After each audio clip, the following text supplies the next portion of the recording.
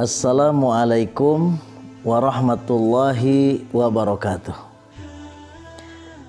Sahabat AA dimanapun berada yang seluruhnya saya cintai, Allah sayangi, Allah muliakan. Pada kesempatan kali ini AA akan berbicara tentang masalah medsos.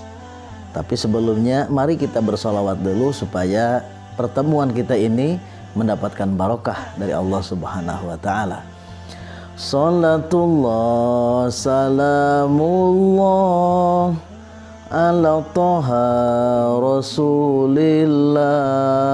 Salatullah salamullah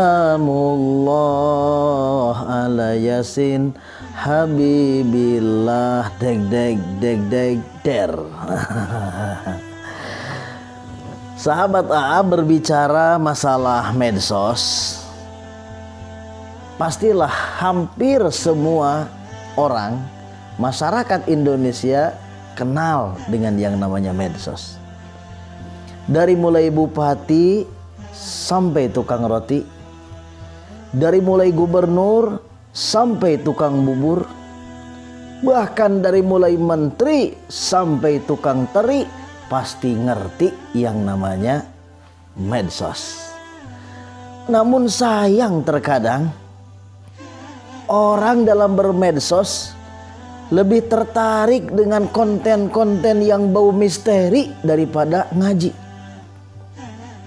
Terkadang orang lebih tertarik dengan konten yang berbau porno aksi daripada yang mengandung edukasi.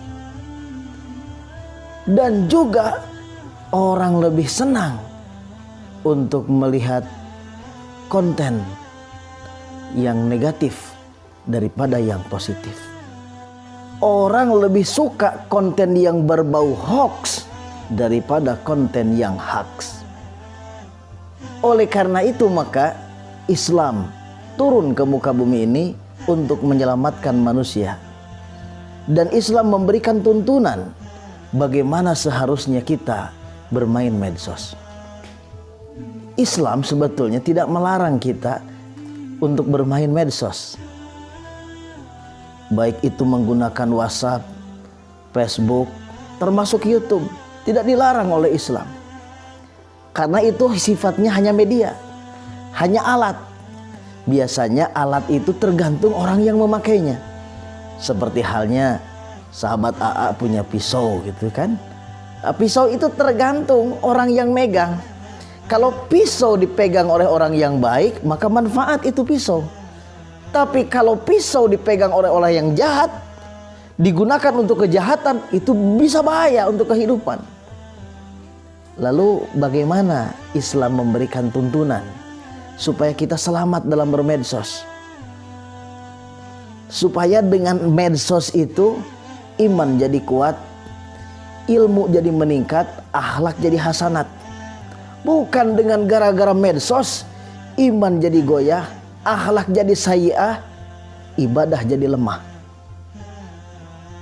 Nah, ada 4 hal sahabat AA yang harus kita perhatikan. Pertama, kuatkan iman. Kenapa harus iman? Sebab iman ibarat rem bagi sebuah mobil. Kalau kita punya iman, maka kita akan bisa mengendalikan. Kita akan bisa mengerem diri dari konten-konten yang sifatnya negatif. Jadi kuatkan iman yang pertama.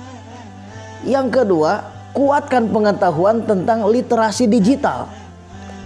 Sebab dengan wawasan, dengan pengetahuan literasi digital yang kita miliki, maka kita akan sanggup memilah dan memilih konten apa yang harus kita pilih, konten apa yang harus kita tonton.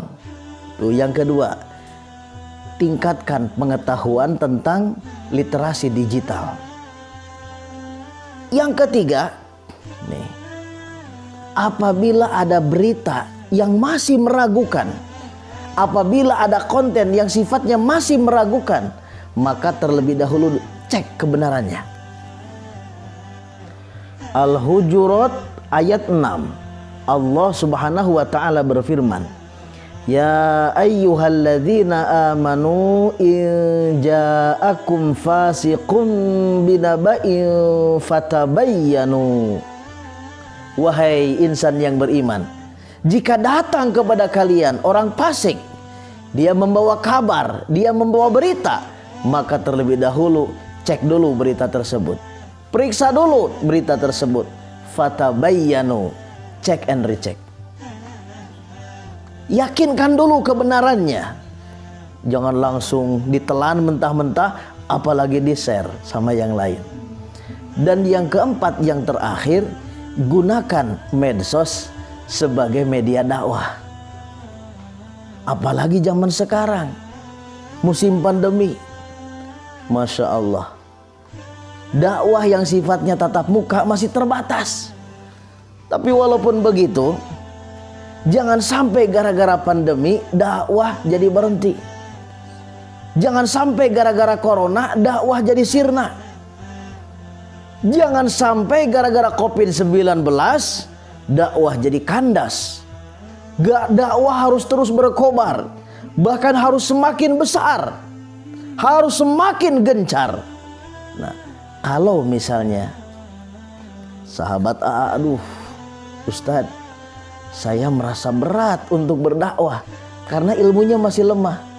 Nah, bisa menyampaikan ayat. Tidak mesti kita harus pandai.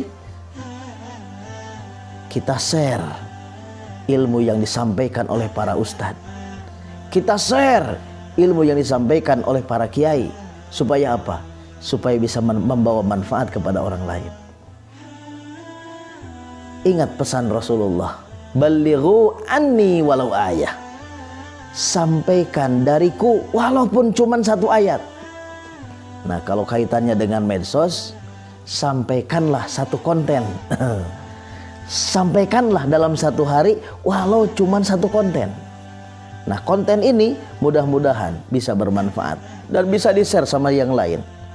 Insya Allah itu punya nilai dakwah. Rasulullah SAW menjelaskan, man sanna fil islami sunnatan hasanatan falahu ajruha wa ajru man amila biha ila yaumil qiyamah. Siapa orang yang men-share satu kebaikan, lalu kebaikan tersebut diikuti oleh orang lain, maka Allah akan kasih pahala dari dirinya yang melakukan kebaikan itu, juga dari orang-orang yang mengikutinya sampai hari kiamat. Subhanallah, seandainya sahabat AA men-share ilmu ini, di-share sama yang lain, lalu mereka mengikuti, maka pahalanya akan Allah kasihkan kepada sahabat AA semuanya.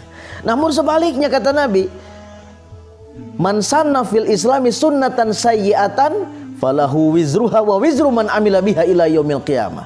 Siapa orang yang men-share konten tidak baik, lalu diikuti ketidakbaikan itu oleh orang lain dan di-share lagi sama yang lain, maka Allah akan pikulkan dosanya dan juga dosa-dosa dari orang yang mengikuti konten tersebut. Na'udzubillahi min dzalik.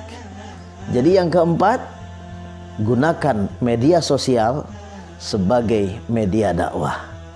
Insya Allah semoga semuanya sehat dan semoga semuanya barokah.